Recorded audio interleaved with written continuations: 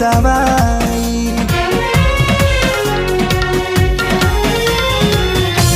दुनिया बनवला तू ही वाह रे खुदाई, काहे ना बनवला दर्द दिल के दवाई।